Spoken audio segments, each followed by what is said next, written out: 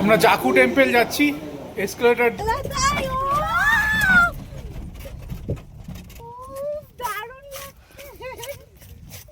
বসে না থেকে চলে আয় রে ভাই, ঘুরে যা একটু।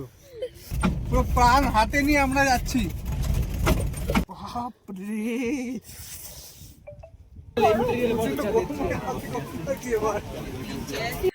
নমস্কার বন্ধুরা, স্বাগত আমার চ্যানেলে। আমি রনি, আর আজকে আমি নিয়ে এসেছি আপনাদের সিমলার মনোরম পাহাড়ি সফরে। তুষারাবৃত পাহাড়, ইতিহাসে ভরপুর রাজপথ, আর এক কাপ গরম চায়ের সাথে ঠান্ডা হাওয়া। সিমলা যেন একটা স্বপ্নের মতো। তাই বসে পড়ুন আর আমার সাথে ঘুরে দেখুন এই অপূর্ব হিমাচলী শহরটিকে। চলুন শুরু করি আজকের অ্যাডভেঞ্চার। ভোর ভোর উঠে হোটেল থেকে ব্রেকফাস্ট সেরে আমরা বেরিয়ে পড়লাম সিমলা শহরটাকে ঘুরে দেখব বলে। আজকে আমরা যাব জাকু টেম্পল আর কুফরি। এখন আমরা পার্কিং লটে দাঁড়িয়ে আছি, আর পেছনে যে গাড়িটা মুভ করছে সেটাই আমাদের গাড়ি। সেই গাড়ি করে আমরা এখন বেরিয়ে যাব সিমলার লোকাল সাইট সিন করতে। তো সঙ্গে থেকে পার্কিং এ সব গাড়ির রং একই রকম দেখে পায়েল কনফিউজ হয়ে গেছে যে কোন গাড়িতে উঠবে।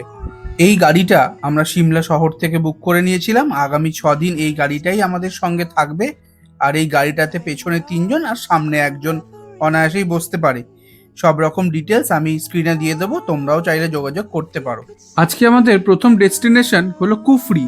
সিমলা থেকে মাত্র 16 কিলোমিটার দূরে অবস্থিত এটি একটি জনপ্রিয় ট্যুরিস্ট স্পট, যেখানে আপনি প্রকৃতির মধ্যে সময় কাটাতে পারেন এবং আরও অনেক অ্যাডভেঞ্চারাস অ্যাক্টিভিটি করতে পারেন। বিশাল ঠান্ডা এখানে ভাই, জাস্ট নেওয়া যাচ্ছে না। টেম্পারেচার কত হবে? 5-6 ডিগ্রি টেম্পারেচার হবেই। দারুণ লাগছে ওয়েদারটা, আর আশেপাশে ভিউটাও জাস্ট অসাধারণ।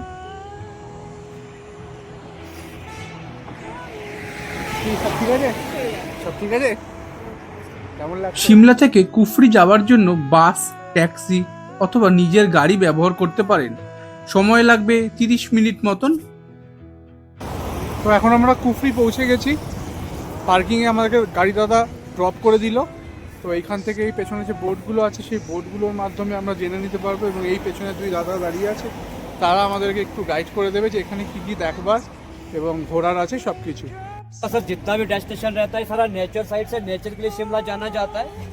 घूमने के हिसाब से जाना, थोड़ा साफ सुथरा जगह है, पीसफुल जगह है, स्टेप फार्मिंग आएगा, साथ में आपका एक छोटा सा लेक आएगा, और एक वहाँ पे शूटिंग होता है सर। अगर शूटिंग पॉइंट एक टेम्पल आता है सर, माता दुर्गा टेम्पल है टॉप। কি গুলিয়ে গেল তো? দাঁড়াও আমি তোমাদের একটু সহজ ভাষায় বলছি।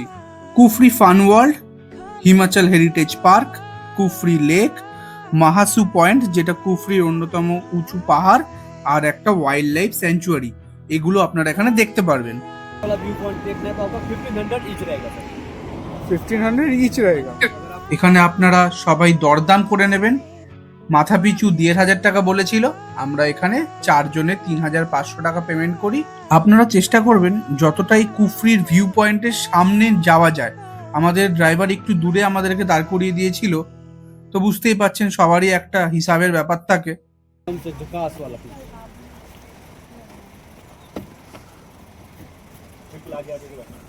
हम क्या सामने जाए? আমার জন্য স্পেশাল সিট।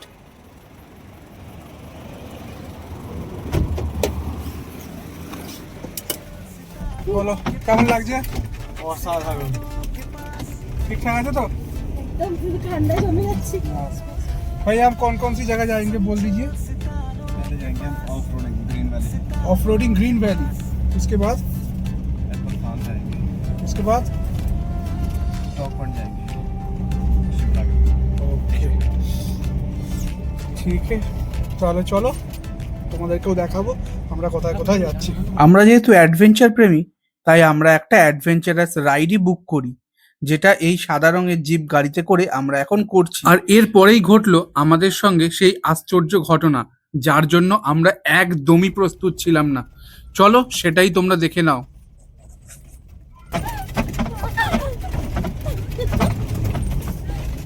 সামনের ভিউ তো ভালো, তবে পেছনে এদের এক্সপিরিয়েন্সটাও আমি দেখাচ্ছি সবাই। সামনের বিপৎস সরু রাস্তার উপর দিয়ে আমরা যাচ্ছি লাফাতে লাফাতে। মিনিটের জন্য মনে হলো আমি আজকে শেষ। জীবন হাতে নিয়ে এগোতে হচ্ছে।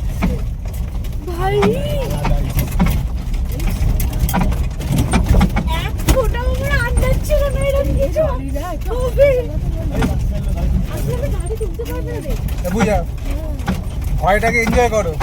মজাটা নিয়ে চলে তাহলে কি করবি?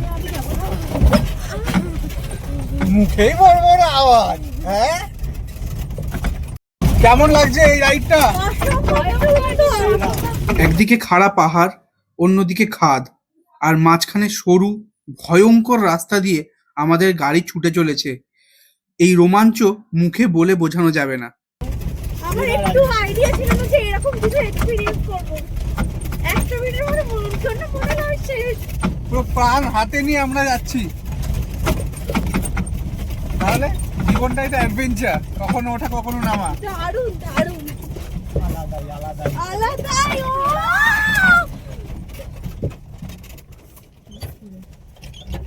এখন আমরা এই দিকে সরু রাস্তাটায় নামবো।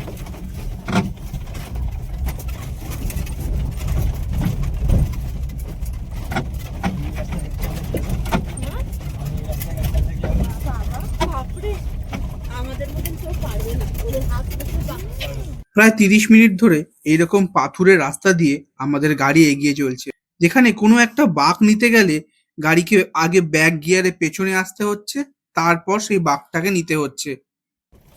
যেখানে গাড়ি পুরো টার্ন করাতে গেলে ব্যাক করাতে হচ্ছে। দেখি দাঁড়কা জাস্ট এইরকম ভিউ। ও কোনটা? আরে দাঁড়াত মার্কেট যাই গাড়ির পজিশন কিছু একটা এরকম যে স্থির হয়ে বসতে পারছি না, কোথায় চলে এসেছি আর কোথা দিয়ে নামছি।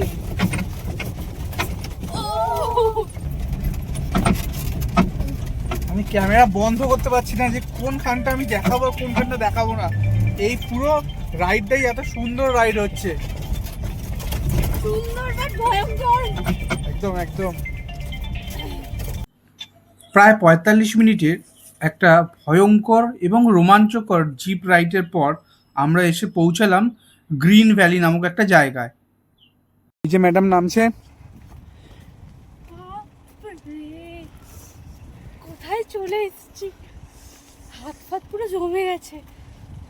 দারুণ রাইডের সাক্ষী হলাম আমরা। মানে আমি জাস্ট ভাষায় প্রকাশ করতে পারবো না। ওইদিকে ও যে এত ভিডিও মজা করছে। পেয়েছি। চারিপাশটা এতটাই শান্ত যে শুকনো পাতার খড়খড়ে শব্দ আমাদের কানে পৌঁছচ্ছে। চারপাশে সবুজের সমুদ্র যেন প্রকৃতির নিজের রঙে আঁকা এক নিখুঁত ছবি। উঁচু নিচু পথ, কিছুটা কাঁচা কিছুটা পাথুরে, কোথাও আবার ঝর্ণার শব্দে মন মুগ্ধ হয়ে যেতে হয়। গাড়ির ইঞ্জিনের শব্দে যেন প্রকৃতির সঙ্গে একাত্ম হয়ে যায়। এই রাইডে গতি নয়, বরং অনুভূতিটাই বড়। প্রতিটি বাঁকে এক নতুন দৃশ্য, প্রতিটি মোড়ে এক নতুন গল্প। সময় যেন এখানে ধীর হয়ে আসে, শুধু তুমি আমি আর এই প্রকৃতি। আমাদের পেছনের ভিউটা ঠিক এই রকমের, কেউ নেই। একটা জিনিস কিন্তু খেয়াল করতে হলো যে আমরা যে জায়গাটা এসেছি এইখানটা কিন্তু আমার মনে হয় কোনো ট্যুরিস্ট স্পট, মানে যে ট্যুরিস্ট স্পট হয়ে থাকে যেখানে অন্যান্য ট্যুরিস্টরা আসে, সেই কিন্তু কোনো ট্যুরিস্ট স্পট নয়। কারণ এখানে আমরা 4 জন ছাড়া আর কিন্তু কেউ নেই। তো যারা এই ধরনের অ্যাডভেঞ্চার লাভার তারা কিন্তু অবশ্যই অবশ্যই এইখানটাতে আসবে। সাধারণ অসাধারণ লাগছে। এখান থেকে আমাকে আর অন্য কোথাও যেতে ইচ্ছা করছে না। ধরা পড়েছে। But যারা হচ্ছে কুফরি এসছে, যারা গ্রিন ভ্যালিতে রাইড করেছে তারা তো আমি ভাবছিলাম যে কুফরিতে এই সমস্ত রাইডগুলো করব কি করব না। এই যে রাইডটা আমরা করলাম জিপসি গাড়ি, মানে আমাদের ওখানে যেটাকে জিপ বলে, এরা জিপসি বলছে, জিপে করে আমরা এলাম এই সমস্ত জায়গাগুলো। মারাত্মক খাওয়া দিচ্ছে। তোমরা যারা গ্রিন ভ্যালি আসবে আর কুফরি এলে গ্রিন ভ্যালিতে আসা মাস্ট, অবশ্যই করবে। জিপ রাইড করেই আসবে, কারণ এখানকার রাস্তা একদমই ভালো না আর খুব অ্যাডভেঞ্চার হবে। আর যারা অ্যাডভেঞ্চার করতে পছন্দ করে তারাই তারা তো কিন্তু আসবে। অবশ্যই আসবে। আর আসলে টুপি আর এই গ্লাভস, দেখো আমরা কেউ গ্লাভস পরে আমরা আসিনি, ভুল করেছি, আমরা আমরা টুপি পরিনি, আমরা হাত বার করতে পারছি না। তো হাত ফাত পুরো স্টিফ হয়ে গেছে। অবশ্যই Gloves অবশ্যই অবশ্যই পরো। ভালো ঠান্ডার প্রোটেকশন নিয়ে আসবে। আমি কিন্তু এখন 3টে সোয়েটার পরে আছি এই ঠান্ডায়। প্রচন্ড ঠান্ডা, প্রচন্ড মারাত্মক হাওয়া লাগছে, চোখ খুলে কথা বলতে আমি পাচ্ছি না। আর জাস্ট ওপরটা দেখো গাইজ, পুরো একটা গহীন বনের মধ্যে আমরা ঢুকে পড়েছি। এইখানটা দাঁড়াবো। যারা একটু অফবিট ডেস্টিনেশনে থাকতে পছন্দ করো, শান্ত নিরিবিলি পাহাড়ি গ্রামে 2 দিন সময় কাটাতে চাও, তাদের জন্য এই ফাগু টপ একটা দুর্দান্ত ডেস্টিনেশন হতে পারে। এইখানকার কিছু হোমস্টের ফোন নাম্বার আমি স্ক্রিনে শেয়ার করব, আপনারা চাইলে এখানে 2 রাত কাটিয়ে যেতে পারেন। অভিজ্ঞতা কিন্তু দুর্দান্ত হতে চলেছে। এবার আমাদের পরবর্তী ডেস্টিনেশন হলো ফাগু টপ। গ্রিন ভ্যালি থেকে ফাগু টপ যাওয়ার অভিজ্ঞতাটা অনবদ্য, যা ভাষায় প্রকাশ করা যায় না। কিছু সময়ের মধ্যেই ড্রাইভার দাদা আমাদের ফাগু টপের মেন গেটের সামনে গাড়ি থামিয়ে দিল আর আমাদেরকে নেমে যেতে বলল। কিছুটা পথ এগোতেই চারিপাশটা পুরো মেঘে ঢাকা। এখানটা এত ঠান্ডা, আমি কথা বলতে পারছি না। পেছনটা দেখো শুধু, এত ঠান্ডা এইখানে। আমি ট্রাইপডটা যে ধরে রাখবো আমি ঠিক করে ধরতে পারছি না, এত ঠান্ডা লাগছে এখানে। উফ, এখান থেকে একটা দারুণ ভিউ দেখা যেত, কিন্তু আমাদের ব্যাড লাক, এখান থেকে আমরা কিছু দেখতে পাচ্ছি না। তার কারণ পুরো মেঘ হয়ে গেছে এইখানটা। আর এই মাত্র যখন আমি নামলাম দেখতেই পেলে, হ্যাঁ খুব সুন্দর, খুব। ওরা দিক থেকে আসছে, দেখো গাইস। ভালো লাগছে। আমি তাই বলছি মেঘালয়ের মতন। আমি ওকে নেমেই বললাম মেঘালয়, আমি সেম পেয়েছিলাম। উফ,